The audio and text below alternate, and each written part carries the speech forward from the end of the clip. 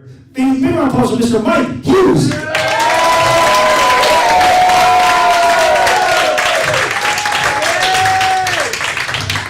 How you guys doing? San Juan Capistrano. I actually want to start off by saying there has been a lot of bad news, in general, a lot of tragedy, and I just want to thank the classmates that I've had. I mean, 6 weeks they put a lot of hard work in, and just to make people laugh, just to bring some joy. So let's give a round of applause for all the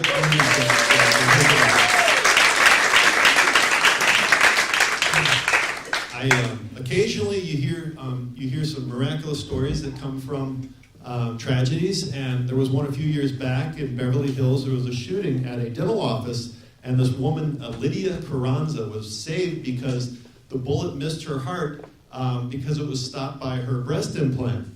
And this is a true story. Lydia Carranza, and the article went on to say that it wasn't a B or C size, it was a D size implant. So some of you guys were in the back wondering, was that, really a D size? It made me wonder how many guys read that article and tried to work that into the conversation the next day with their wife. Thanks, honey, for the sandwich. I was hungry. That saved me. And speaking of saving, have you considered, and it's for your own safety. In fact, it's a safety precaution. I think you should really look into it. And maybe not a D size, a double D might be even safer. So, that probably caused a lot of fights. You ever been in a 2-hour fight with your spouse in the car, where an hour and a half of that is complete silence? I have. All right. And it's always 100% of the time when my wife drives, we're going to get in a fight. And this happened. We were going to Idlewild. I was 2 hours away, and so Idlewild, she's driving. She drives a lot for her work, so she doesn't realize it, but she's yelling at people all the time. And it's like it's a crazy person that I'm sitting next to. And she'll be like, "Don't merge. Are you merging? Are you freaking kidding me?" And her eye starts twitching, and it's not an attractive look.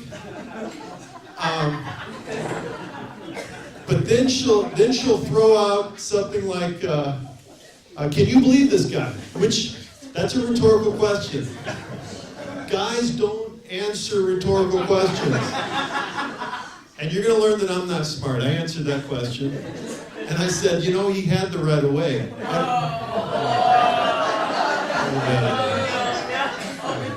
Where were you guys when I was driving? All of a sudden, the twitching eye, it just started, the focus is now on me. And I get to hear about 6 weeks ago when her sister was in town and how I took her sister's side. And she says, "How can you take my sister's side?" Which is another rhetorical question, which I answered. And I said, "Well, your sister was right." Yeah. And at which point she says, "I have a stupid brain." I didn't know how to react to that. I mean, at my age, you can't fix a stupid brain. I mean, if she said I got like bird legs or a big nose, I can handle that. Because my kids tell me that every week. Every week. I got 3 kids, and they're all here, and they're kind of jerks, and maybe that's kind of mean. All right, two of them are jerks. And we'll let them fight it out to see who is not. Because that's what we do as parents. So. We get to Idlewild, it's beautiful. I'm pissed off though. I get out of the car and there's these big pine trees and these wood carvings of bears and wolves and bears hugging and getting along, riding eagles. And it's amazing. And you ever been pissed off and you're starting to get unpissed off, but you want to stay pissed off? Yes. But I'm walking around and I can't stay pissed off because they got 30 shops that sell these little jasmine scented oils and lavender candles and hibiscus lemon tea. I don't know what hibiscus is, but it's wonderful. And so I'm like, I gotta get a beer. So I get a beer. They got a cool little brewery there. and I'm calmed down. I realize my wife just wants me to take her side. And the second rule of marriage is you apologize for everything. Mitch, my son in the back, he just got married. Round of applause for Mitch.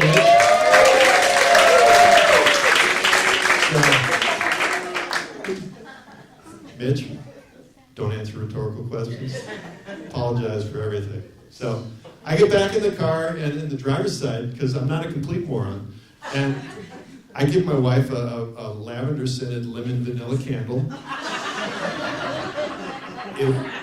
It is amazing. I wish I bought 10. And I put the car in reverse. I go like 4 feet, and all of a sudden, bam! I hit a pickup truck. And not just any pickup truck. It was the mayor of Idlewild. The mayor, and I knew it was the mayor because they got all these stickers on that says, Max, the mayor of Idlewild. And he's got a picture of his goofy golden retriever. So I get out of the car and I walk around and I find out Max, the mayor, actually is the goofy golden retriever. Seriously, the city of Idlewild elected a mayor dog. And so, I'm talking to the gal, and evidently 4 cities in California have elected mayors as the dogs as their mayors. It makes me think, you know how Trump pulled out of California because he knew he was going to go Democrat? What if some of his handlers said, Donald, you might want to rethink this. They've elected 4 dog mayors. You might have a shot, Unless, of course, a dog was running for president, and I would have voted for the dog. So I walk around and I get a selfie taken. How many of you got selfies with a dog bear? I do. And I started thinking, though, what if Max, with his dog's super nose powers, starts smelling the beer in my breath? I mean, this is an accident. This is an alcohol-related accident. I might have to do something to Max the mayor. Michael Vick got 18 months in jail, though, for his dog, and that was not an elected official. I could spend a lifetime in some Planet of the Apes dog jail in Idlewild, shaking the bars, going, Max! That didn't happen. Max was a good bear. Max was a good boy. He was a good boy. I used to have a golden retriever, George. He was 140 pounds. He lived to be 14 years old. George was a big dog. And he almost didn't make it, though, halfway. When he was about 7, and I remember this because it was the same week that I went in to get all this legal stuff, boring adult stuff like a living trust. And the lawyer got to the part, if you're in a coma, who's going to decide to pull the plug? And he said, think about it. Most people pick their spouse. Well, that next day, I'm throwing the tennis ball. George throws his back out, and my wife takes me to the doctor, and she says to me, $4,000 for back surgery. But don't worry, I've got him scheduled to be put down tomorrow. So, now we know the monetary value in the family of George. It's not $4,000. And I'm like, hold on, let's see if the old boy can pull through. And sure enough, a week later, he kind of, just like us adults, worked himself out. For free. So, I love George. So, now I can't blame my wife. She's from Cleveland. And when you grow up in Cleveland in the 70s, parents, hardly took their kids to the doctor. So your pets were not going to get, top-notch medical service. And in fact, they had a dog, Buff. And Buff, one time came home with a giant gash on his knee. And her dad went into the toolbox and fished around and got super glue. This is like 2 decades before it's medically viable super glue. And he brushes off the dead ants and the sawdust and puts it on, and Buff, it was fine. And then another time, Buff would go on these 3-day doggy benders. And Buff came back and had a bullet hole. True story. I had to call my brother to say, brother-in-law to say, this happened. And And so I'm at the house, and I'm like, are you guys going to take Buff to the doc? And they're like, why? And, well, I guess he could use a shampoo. And there's that bullet hole thing, But you had to be tough growing up in Cleveland. So, needless to say, I go back to the lawyer's office. If I'm in a coma, the hospital is going to be getting a call from my sensitive and bleeding heart brother, who's now my durable power of attorney. But so Cleveland gets a bad rap. We can make fun of Wisconsin though.